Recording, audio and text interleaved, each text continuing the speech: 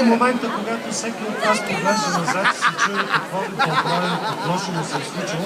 Не знам как е при вас точно, но за мен тази година беше прекрасна. Толкова прекрасна, че чак ме малко тъжно да напусна и да й кажа не.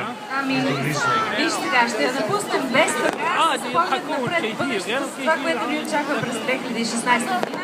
Годината на огнената маймуна. Така ли? Всъщност, Кой според календар? китайския календар. Аха, в Китай вече се е посрещали маймуна. Ами те се посрещали, обаче китайската нова година е през февруари, само да ти кажа. Така ли? Да, тя не настъпва с нашата... Да. Китайци, какво да ги правиш?